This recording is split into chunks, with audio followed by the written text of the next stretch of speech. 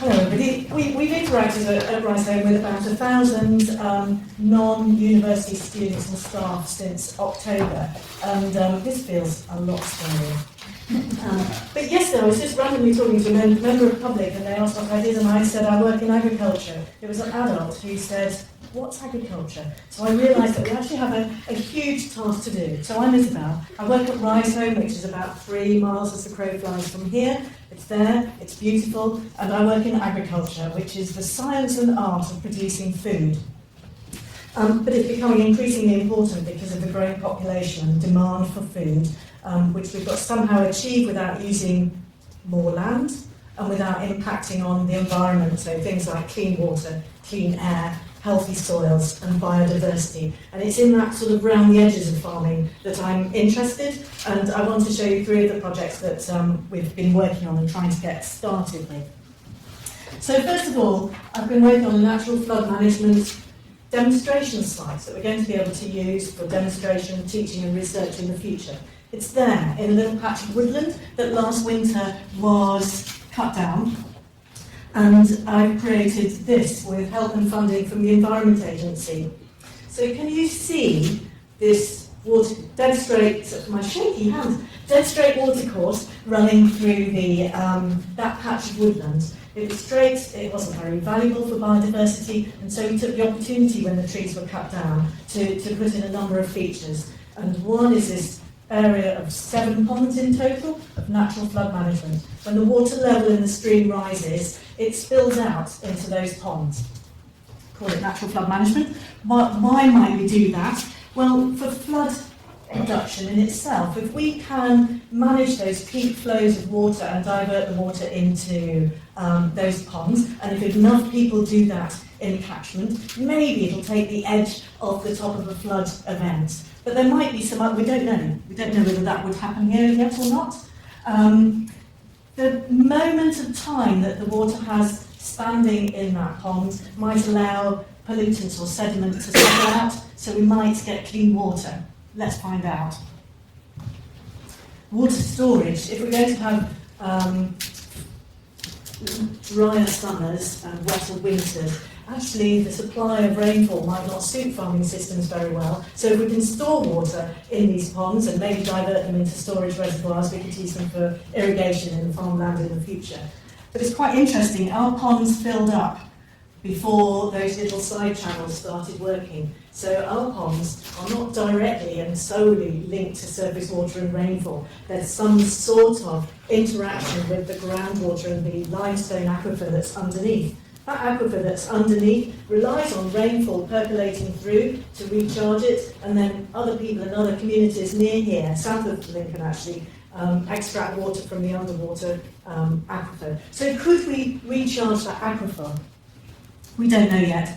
And we know that the edges of ponds are great for biodiversity. So we've now put in place, with the Environment Agency's help, this site that we're now beginning to use. It's growing now, we've got trees growing on it. So we're working with students from the local further education college to try and put in some sinuosity into that watercourse, as well as creating the ponds themselves. So we create what are called faggots. We're putting some of the faggots across the watercourse as, if you like, a leaky dam that helps hold water back to fill the ponds. Fish can travel through it, doesn't have an impact on biodiversity, but you can see the channel behind it is still quite straight. And so we use more of these fascines or faggots to create artificial sinuosity, which the watercourse then starts to use of its own accord, and a little bit of narrowing and scouring of the bottom of the streams. So we're using that now. I was teaching a group of farm advisors 2 weeks ago on a 3-day course on improving biodiversity and habitats on farmland, and we're using that asset there. And now we've got it, we can start doing research. So this is Paul, our technician, who is starting to collect data on water quality. We're monitoring water quality, water flow levels, various things at the moment. So remember Paul, he comes back later.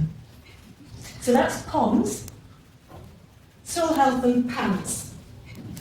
The soil is the bedrock, if you excuse the sort of semi-pun, of food production, of growing crops. And we know that over the last few decades we've been eroding the quality of the soil, partly eroding soil and losing it into watercourses, but compressing it, removing the organic matter and the life from it. And it's quite easy to look at the chemistry and the physics, and much harder to look at the biology. So with the chemistry, we can take samples and test it. With the physics, we can dig big holes, this is near Grantham, and work with farmers and explore what a healthy soil should look like from a textural and physical viewpoint. It's much harder to look at the biological life. There are some basic indicators, like, can you just see the earthworm? The more earthworms in soil, the healthier the soil is. We're still trying to define exactly what a healthy soil means. But I'd like to show you a simple test you could do at home to see how healthy your soils are. You could take a pair of cotton underpants. It's the same price at every size, so we don't laugh. And bury them horizontally like that, about 10 centimetres below the soil surface in a range of places. So we did that in the autumn. So after 90 days, it can look like this, obviously stained from the soil, possibly stained from microbial activity and fungi, and beginning to get holes. That was actually an environmental strip I had, but it has only been in place for about a year. This bit, woodland. So you can see it's been massively broken down by bacteria and fungi working. There's no indication here of whether they're good bacteria and fungi or bad, but there's a lot of life going on here.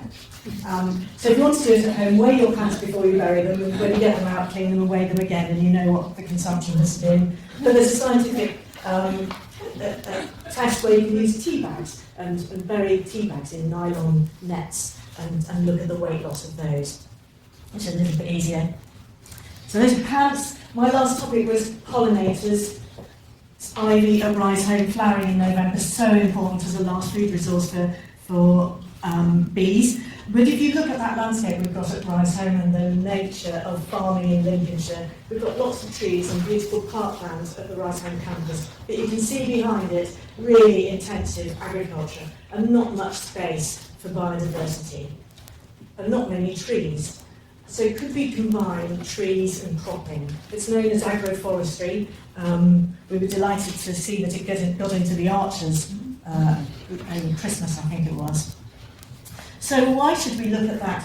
This is an example from Aberdeen of the solar radiation over a calendar year, January to December, and you can see, of course, that it peaks in the summer, May, June, July, August. But if you visualise a wheat or a barley crop or an oilseed rape crop, our fundamental core crops in Lincolnshire, they're often ripening. They're not green, they're golden, waving, yellow fields. Ripening, they need the warmth and they need dryness, but they're not actually using the light for energy. So could we use something else that's capturing that light? Could we grow trees amongst the crops without compromising that ripening process? The trees have got leaves on during the summer and during those dry times, but they have the summertime, but they haven't actually got leaves on earlier on at this time of year when light is in short supply. So could we make better use of the above ground light resource? Could we make better use of the below ground soil resource? Those roots go deeper. So this is agroforestry. I wish ours looked like this, but it's only planted last year. 3 things: a row of trees, in this case apple trees, harvested in the autumn between the arable crops, it works well. Underneath the trees, a strip, in this case of grass, and the crop. So more light interception. We could capture nutrients that might escape below the crop roots. We could protect the crop from things like wind and create a bit of a microclimate. We could create a habitat for wildlife and beneficial insects like ladybirds, and biodiversity generally like beetles and butterflies and the things that feed on those. And lastly, and quite importantly, is this a carbon sink that's semi-permanent in the ground? So Lily approved us sort of doing this in one of our fields, so it's incredible. We're so lucky we can do trials on a massive field scale. I don't think I've managed very well in the test tubes. 12-hectare field, half of it's in agroforestry. You can see those 8 strips, and half of it, a similar number of trees, put into a shelter belt, which is what a farmer might do at the moment. It's been a battle to plant it. Last spring it was hideous, but one of the volunteers who came was a guy called Paul, who is a friend of one of the university staff. So we put out a call, we had a lot of volunteers from the university who helped planting, but one of the volunteers was a friend of a member of staff, and that's Paul, who liked it so much he came. And that's Tom Duckett, Professor of Robotics. And that is my last slide. This is Sir William Worsley, DEFRA tree champion for the government, who came to have a look in the autumn because he's responsible for getting more trees in the landscape. Thanks.